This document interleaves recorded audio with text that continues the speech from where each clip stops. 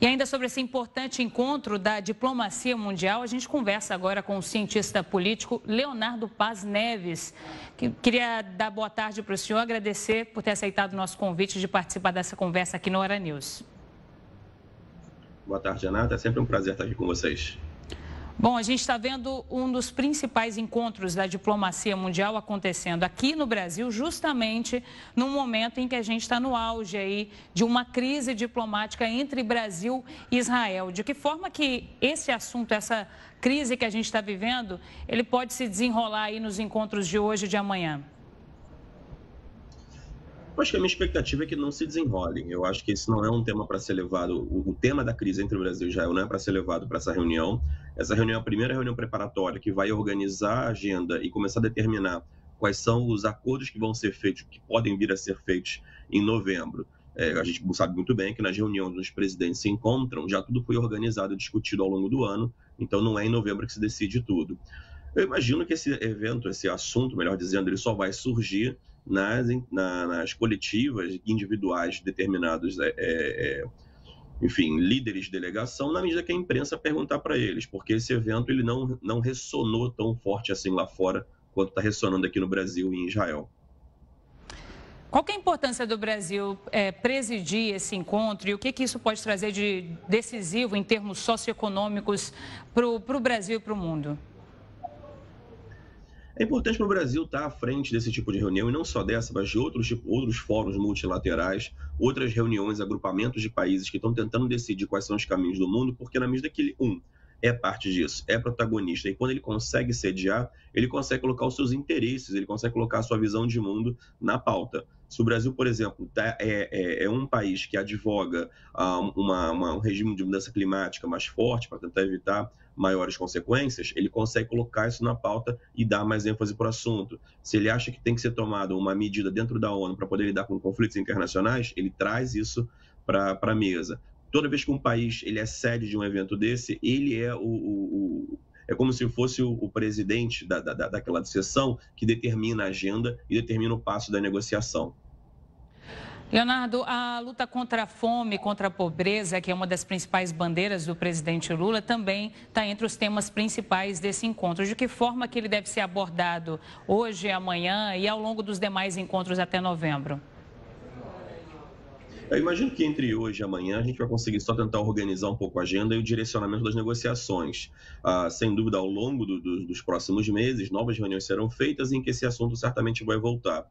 A expectativa é que se crie algum tipo de consenso em torno de algum tipo de iniciativa para que países consigam, de fato, combater a fome, não só no Brasil, mas, enfim, no mundo inteiro. Então, isso deve passar por questão de ajuda humanitária, deve passar por questão de cooperação entre países ou, eventualmente, de alívio de tarifas comerciais para bens alimentícios. Enfim, a gente vai ter que esperar um pouco para ver até quanto o Brasil consegue emplacar esse tema e o quanto que o resto dos países envolvidos estão dispostos a trabalhar na direção de tentar lidar com esse problema grave.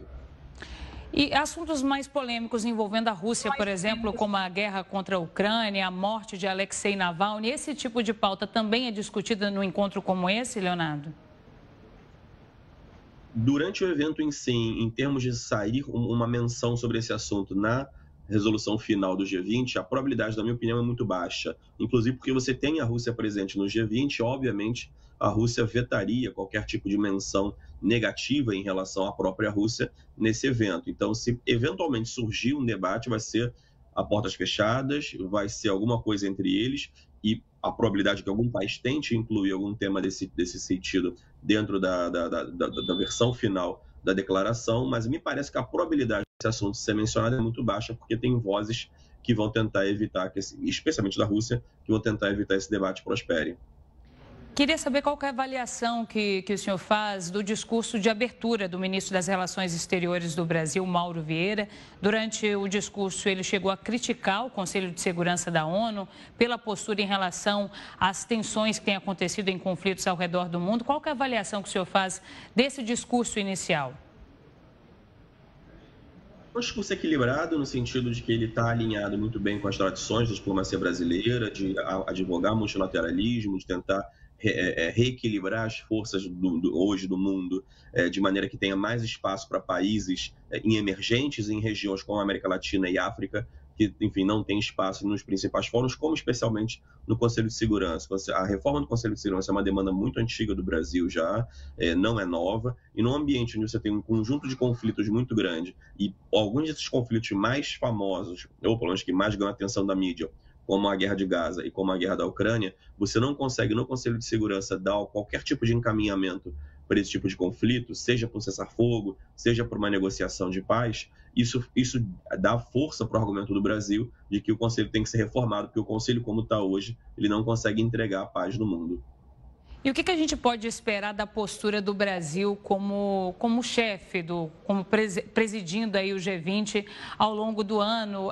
O que o país pode fazer para marcar mesmo mundialmente aí nos termos em assuntos socioambientais? De que forma que o Brasil deve e pode se posicionar durante esse tempo?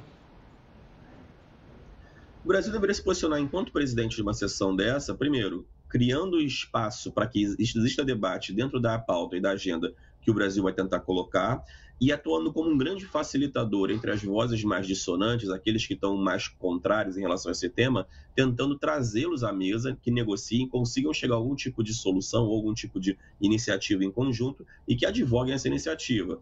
Essa reunião vai ter sucesso se o Brasil conseguir colocar todas essas partes na mesa e tirar um compromisso deles de que haverá algum tipo de ação mais concreta em relação, seja a questão da fome, seja a questão da mudança climática, seja a questão da transição energética. Acho que o grande papel do Brasil é ser um facilitador, conseguir trazer todo mundo para a mesa, aparar um pouco as discordâncias entre os países e fazer com que assumam um compromisso mais duro, mais forte nessa direção. Tá certo. Eu conversei com o cientista político Leonardo Paz Neves. Queria muito agradecer a sua participação e todas as informações, os esclarecimentos que você trouxe para a gente. Nada, sempre um prazer. Obrigado. Obrigada.